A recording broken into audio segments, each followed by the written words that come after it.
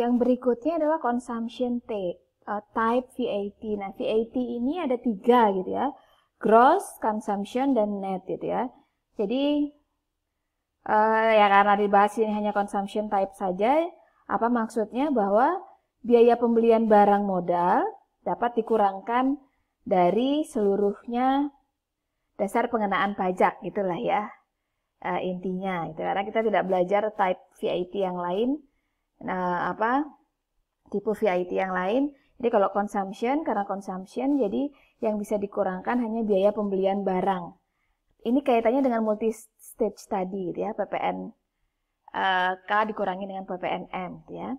Kemudian karakteristik berikutnya adalah konsumsi dalam negeri, ya. Jadi PPN ini bukan pajak atas kegiatan bisnis, gitu ya.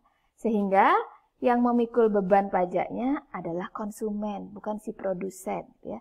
Tapi si konsumen, karena bukan merupakan untuk kegiatan bisnis. Sementara PPN juga yang dimaksud dengan konsumsi dalam negeri ini menganut destination principle, ya, karena dikenakan di tempat tujuan barang atau jasa itu dikonsumsi, ya. Jadi di mana dikonsumsi ya di sana ditujukan, gitu ya. Kemudian yang terakhir non-kumulatif. Ini juga kaitannya dengan PPNK dan PPNM tadi, ya. Jadi non-kumulatif dia, bukan kumulatif, karena ada pengurangan consumption type tadi, gitu ya. Kalau kita beli barangnya dapat faktur bisa dikurangkan. Semoga dapat dipahami karakteristik PPN. Untuk lebih detailnya kalian mungkin bisa baca di undang-undang, gitu ya, dan di buku. Nah, sehingga gitu ya, ciri-ciri PPN gitu, ini secara singkat gitu ya. Nanti kita belajar minggu depan, sebenarnya kita pelajari ini bahwa pengenaan PPN didasarkan atau dilaksanakan sesuai dengan sistem faktur, ya, sistem faktur. Nanti ada faktur pajaknya. Nah, setiap terjadinya penyerahan barang kena pajak atau BKP, nanti kita akan bahas apa itu BKP, apa itu jasa kena pajak, gitu ya. Jadi, setiap adanya penyerahan BKP dan JKP, wajib dibuatkan faktur pajaknya, ya. Faktur pajak ini merupakan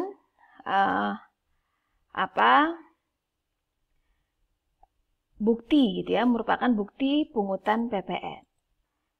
Nah, faktur pajak ini merupakan gitu ya bagi penjual gitu, nanti buktinya adalah istilahnya faktur pajaknya pajak keluaran, ya. Jadi kalau kita menjual, PKP itu menjual, maka buktinya pajak keluaran nanti. Tapi jika PKP itu membeli, nah buktinya itu namanya pajak masukan, gitu ya. Mohon diingat-ingat beda pajak masukan dan pajak keluaran dari sisi pembeli dan atau dari sisi PKP, pembeli dan penjual, begitu ya. Oke. Nah, kemudian apa saja sih objek PPN, gitu ya. Secara ringkas, gitu ya. Objek PPN ini bersifat dinamis, ya. Jadi ada aliran barang kena pajak dan jasa kena pajak di dalam daerah pabean, gitu ya. Kemudian ada penyerahan BKP dan JKP, gitu ya. Ini penyerahan BKP, gitu ya, penyerahan JKP, gitu ya. Kemudian ada juga, kalau kalian ingat, ini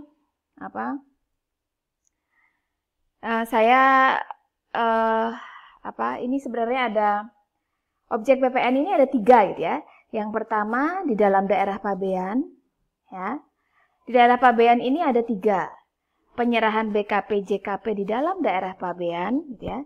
Di penyerahan BKP dan JKP di daerah pabean. Kemudian membangun sendiri KMS, ya. Kemudian penyerahan aset menurut tujuan semula, tidak untuk dijual. Yang kedua ada arus BKP-JKP dari luar daerah pabean. Ini jika ada import ya, ada import BKP gitu ya. Kemudian yang ketiga gitu ya, ada arus BKP-JKP dari dalam keluar daerah pabean. Namanya juga dari dalam dan keluar daerah pabean gitu ya. Berarti ada ekspor BKP dan JKP.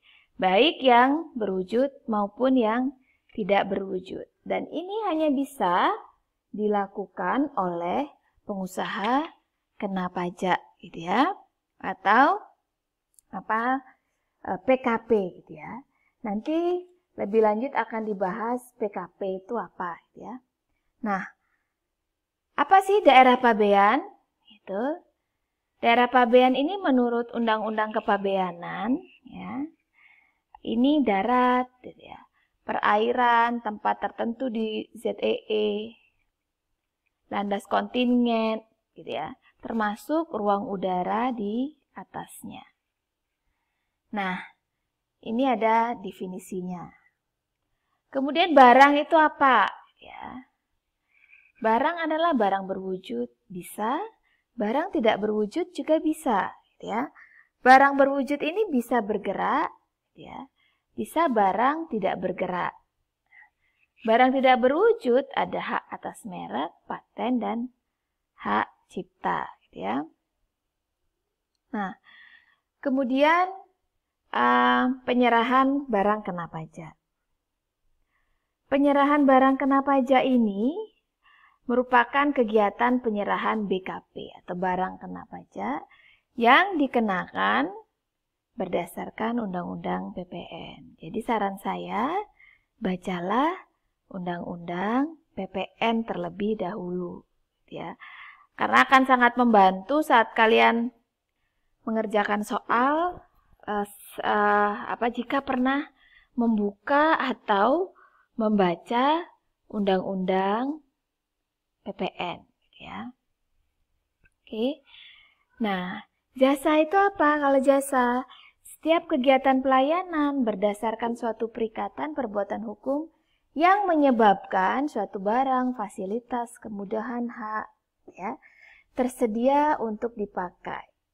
Termasuk jasa yang dilakukan untuk menghasilkan barang karena pesanan atau permintaan dengan bahan atas petunjuk dari pemesan ya.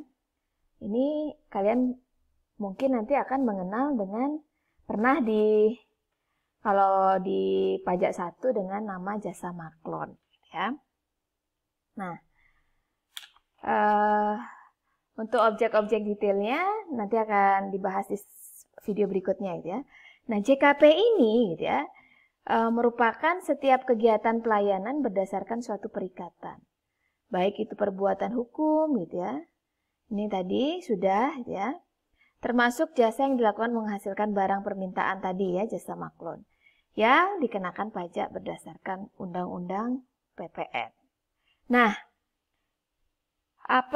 baik untuk pemakaian sendiri JKP-nya maupun pemberian cuma-cuma, dan sekali lagi semuanya dilakukan oleh PKP atau pengusaha kena pajak ya.